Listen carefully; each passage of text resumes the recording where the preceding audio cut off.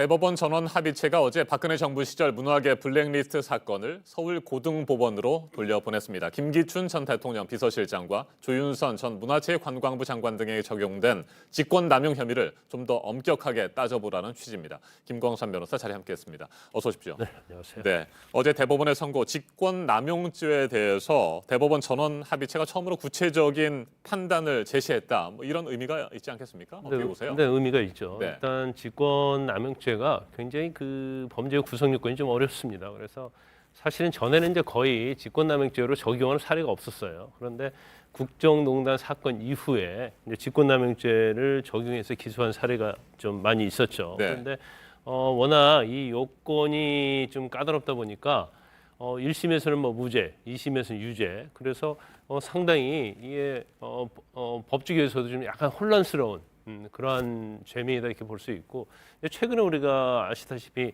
안태근 전 검찰국장, 그러니까 네. 서지현 검사와 관련돼서 안태근 전 검찰국장이 이제 서지현 검사를 인사 이동하는데 이제 개입했다고 직권남용죄를 적용했지 않습니까? 근데 그분이 또 무죄가 나왔어요. 네. 그래서 아마 이제 대법원에서는 이제 직권남용 때는 어떤 구체적 기준을 좀 제시하겠다는 그런 생각이 있었던 걸 보입니다. 그래서 이제 전원 합의체 이걸 회부를 해서 대법관 13명으로 구성돼서 거기에서 의견을 도출하고 이제 판결을 한 겁니다. 그래서 향후에 있어서 직권남용죄의 적용에 있어서 기준이 되는 그런 판결을 했다 이렇게 볼 수 있습니다. 예, 좀 더 구체적으로 살펴보면요. 진보 성향 예술인들에 대한 지원을 배제하도록 지시한 것.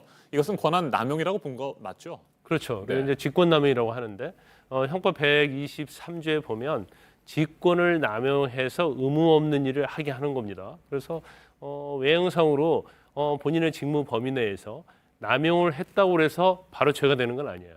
그러니까 직무 범위 내에서 직권을 남용했는데 상대방, 네. 하급자로 하여금 의무 없는 일을 하게 해야만이 직권남용죄가 해당이 되거든요. 그래서 이번 대법원 판결도 설사 직권남용에 해당한다 하더라도 하급자로 하여금 의무 없는 일을 하게 해야 하는데, 이 의무 없는 일이라는 것은 결국 법령이랄지 여러 가지 네. 기준을 따져봐야 한다는 거예요. 그래서 이번에 김기춘 전 비서실장이랄지 조윤선 전 장관, 그리고 여러 가지 박근혜 정부 때 고위공직자들이 있는데, 공직자들이 어떤 정치의 견해가 다르다랄지 아니면 정부에 대해서 비우호적인 문화예술인 단체나 개인에 대해서 불이익을 준 것 자체라고 지시한 건 직권남용에 해당이 된다는 거죠.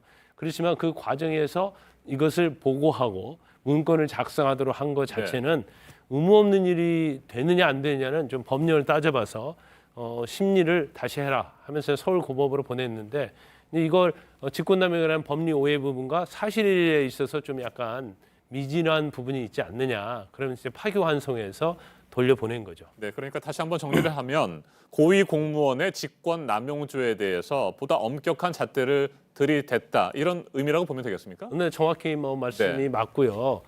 직권남용죄와 관련해서 이게 너무나 남용죄에 대해서 적용을 하게 되면 여러 가지 문제가 발생한다고 이렇게 보고 있는 것 같아요. 그래서 일단 직권남용에 대해서는 좀 약간 넓게 봤는데 네. 의무 없는 일이 어떤 게 의무 없는 일을 시키는 거냐에 대해서는 굉장히 좁게 봤어요. 네. 그러다 보니까 향후에 있어서 직권남용죄와 관련해서 재판에 하게 되면 의무 없는 일을 좁게 해석하면 결국은 피고인에게 유리한 거죠.